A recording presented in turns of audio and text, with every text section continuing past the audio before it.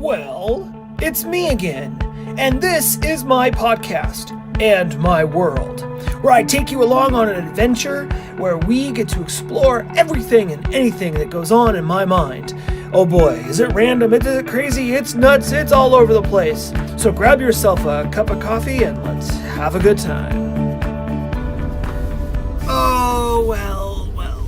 Good morning, my friends. I know I just listened to my last podcast and I have got to do something about my truck.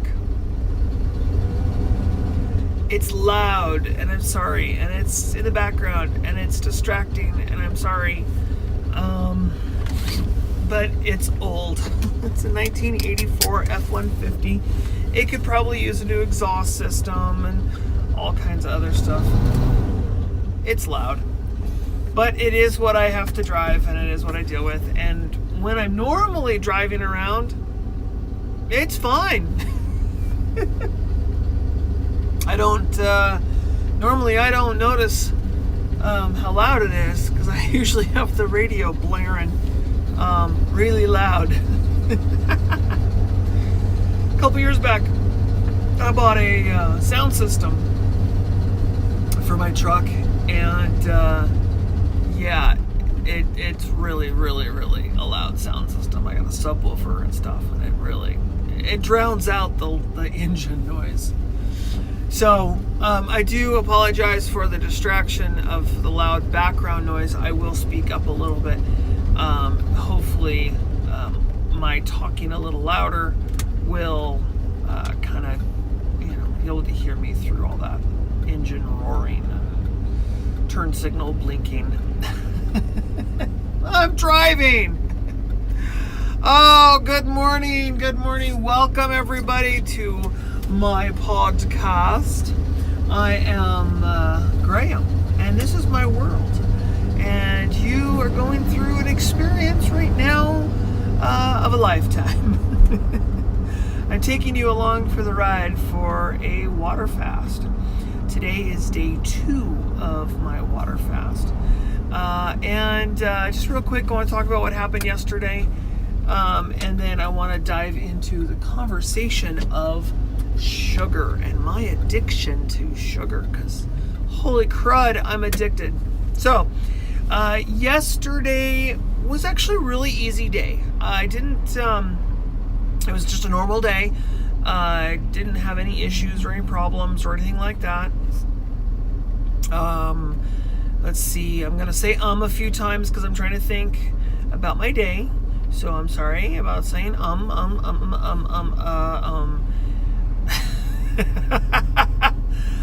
Okay, so yesterday I got off work and I immediately went and had my annual physical done. And my doctor was completely blown away. By the way, for years I thought I was 5'9", but apparently I'm 5'8". Yeah, I'm 5'8", not 5'9". That's really depressing.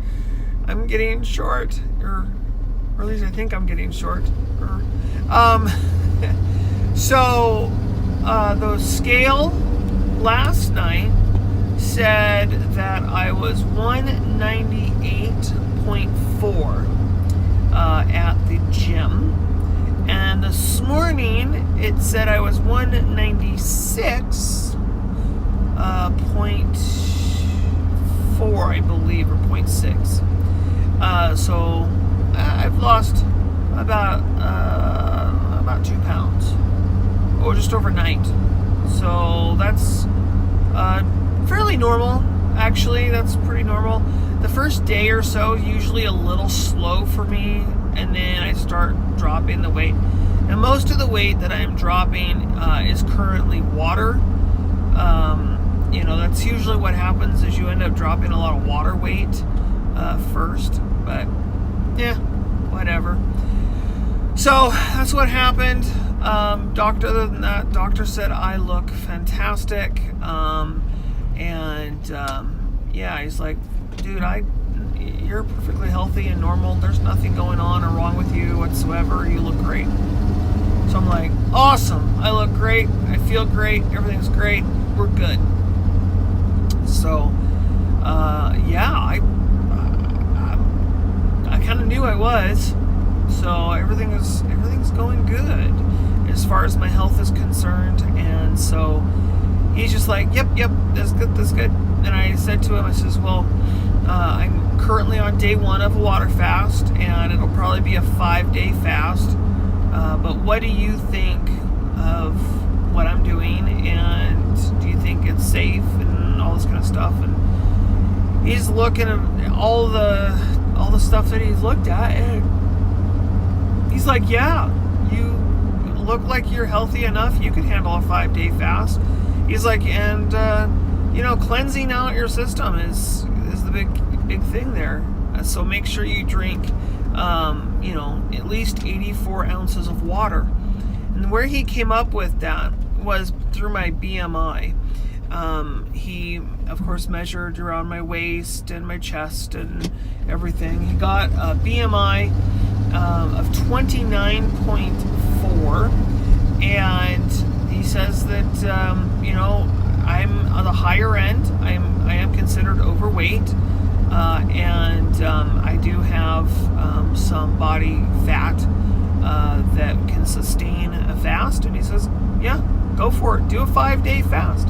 And he's like, when you're done with your 5 days, why don't you just come back in and we'll take another look at you. I'm like, all right, cool. So, and I think for him, it's more of curiosity, because he's not going to charge me for coming back in. I'm like, all right, sure, yeah. So, I go back in when my 5 days is over, and he's going to do all of my measurements and everything, look at my BMI, make sure, the water, I'm getting enough water. And he gave me actually like a card-like thing. He wants me to track my water intake to make sure that I'm getting enough ounces of water every day. And so yeah, I think it's pretty darn cool. I'm kind of excited. So everything looks great. I feel great. I am a little, I have a little hunger going on, but no, I'm actually good. But for the last couple of months, we have been fairly healthy. I'm going to say fairly because I have cheated a few times. Not with breads or pasta or anything like that, but with my coffee. I've had creamer in my coffee. So my creamer has sugar in it. Speaking of sugar, let's get into it, because I only have, a little bit of time left. All right, so I'm addicted to sugar, and I am so proud of myself. Yesterday, there was a big box of donuts that I could have gotten into, not once, but twice. We had a meeting at work, and there was this huge box of donuts. My boss actually told us all to frickin' take one. It's part of this thing she was going to give a talk about, and she told us to take one, and I said I would love to, but I don't think I could keep myself from eating it, and I'm currently fasting. And she's like, okay. So I didn't get one. I'm so proud of myself. And then later in the day, I went to the Kinko's, and well, it's not called Kinko's anymore, but I went there, and they had a huge box of donuts sitting there that just smelled so good. And I walked right past them like it wasn't even there. So I'm pretty proud of myself. That was very difficult, and I am so addicted to sugar. I've learned over the last couple of weeks how addicted to sugar I am. I just have this craving for it all the time, popping candy or whatever. And and I don't know. Do you guys remember a commercial that was on TV a few years back? And it was only on TV for a little while, and they pulled it. But it was sugar. It says, like, what does he say? Sugar, sugar, sugar. It doesn't matter. All sugar is sugar, or something like that. What they were trying to say was, when it comes to diabetes and that kind of thing, artificial sweeteners are also acting like sugar. There's only a couple on the market, and the majority of them taste like crap, that your body doesn't recognize as sugar. The dietary carbohydrates are not there. It's zeroed out. It's like your body just doesn't even notice it. There's a couple of those, but for the most part, anything like, oh, I'm going to drink diet soda. Actually, diet soda is way worse for you than regular soda. If you're going to drink soda, drink the stuff with the corn syrup in it. It's less refined garbage, and it's still bad for you, but it's less refined. It doesn't have all these super refined chemicals and crap in it. So it is actually better for you, but either way, even diet soda is shown to raise your blood sugar levels. So just, my opinion, just walk away from soda. It's not that. The only thing about soda that's addictive is the sugar that's in soda, and maybe a little bit of the the bubbliness.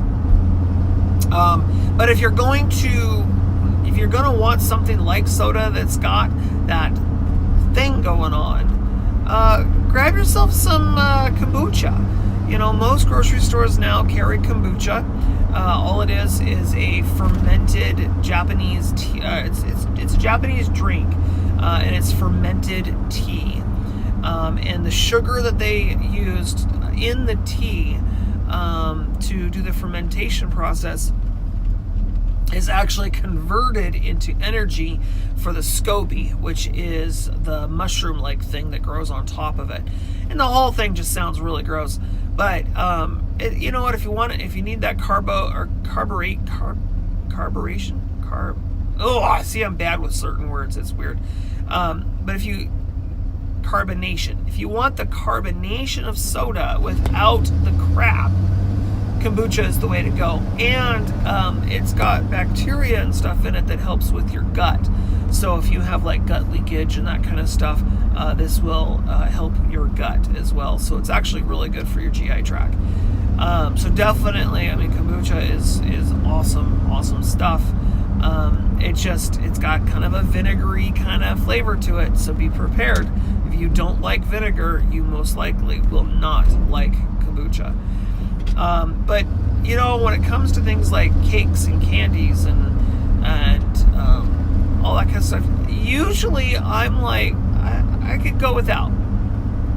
There's something about like cake and certain baked goods. It just has this over sweet flavor to it. It's too much. It's over the top. It's got this funky flavor to it, where the sugar is just too rich. And but man, you put an Almond Joy in my hand and it's gone, or you put a peanut butter cup, it's over. That sucker is history. I have a real addiction, and coffee, I've noticed, is a huge issue for me. I am addicted to the sugar in the coffee. So I've tried black. I've tried using alternatives. I've tried a lot. Maybe not everything out there, but I've tried keto coffee. I've tried everything. Oh, by the way, that was called bulletproof coffee that I was trying to talk about the other day. So I've tried a lot. I've tried a lot of different kinds of coffee, and it's not the coffee I'm drinking. It's the sugar. I'm drinking the coffee for the sugar, because coffee itself does absolutely nothing for me. I am so used to the caffeine. The coffee, yeah, it's like it doesn't even register on my little Richter scale. Like the coffee just, I don't know. It doesn't keep me awake at night. It doesn't do anything. And it's almost as if I've just become accustomed or used to it, where my body's adapted, or something along those lines. But yeah, I have absolutely no desire anymore to drink coffee, because I've come to the conclusion that I'm only drinking it because it's sweet.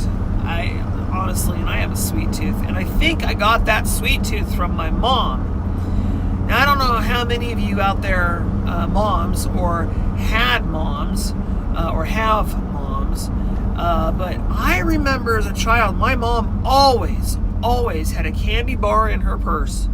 Always. Menstrual cycle comes, and she just craves that freaking candy, and that chocolate especially. And my mom always had a candy bar, and for her, it was Milky Way. Milky Way is British, from what I understand, and no, Mars. Mars is British, and yeah, she always used to have a Milky Way or a Mars bar in her purse. And later in life, it became a Snickers, but always had candy, always. And we just, as kids, if you're told you can't have something, as an adult, you want more of it.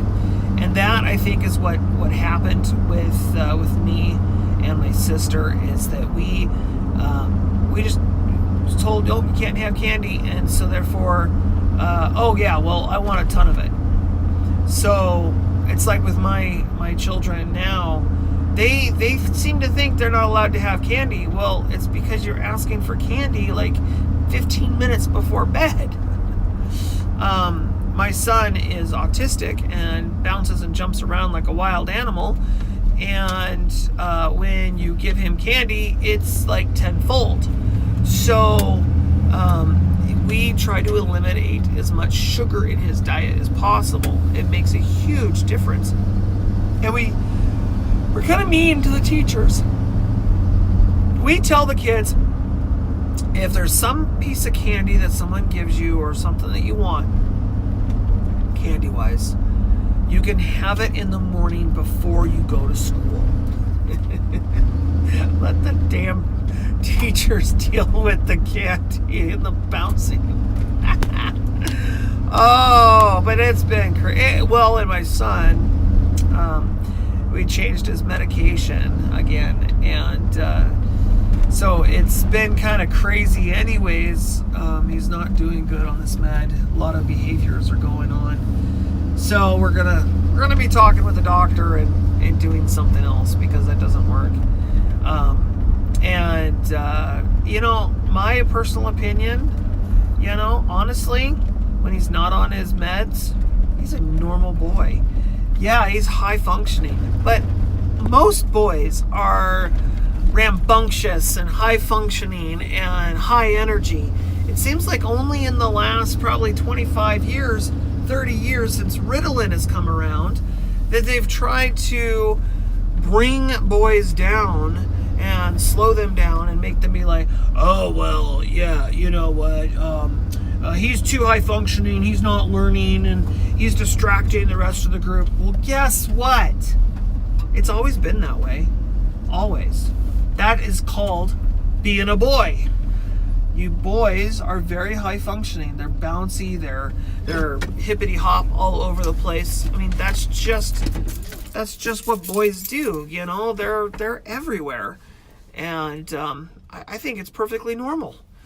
Sorry, I do. And I'm witnessing with the medication, and he's acting more crazy and more wild and more emotional than ever before. And so I'm like, yeah, I'm anti-med. Sorry. My thought is the more chemicals you put into a body, the worse off it is. The more toxin it has, the crazier it is. So, yeah. And that's another thing, I'm drinking as much water as I need to, because I want to clean out the garbage, the junk, the sludge, the nastiness that's within my body. It is gross. All right. Stay tuned. I'm going to give you an update with day 2. So, all right. Have a fantastic rest of your day, and I'll see you next time. Bye for now. This has been a Graham's World broadcast, brought to you directly from Graham's mind. So stay tuned, because there's more to come.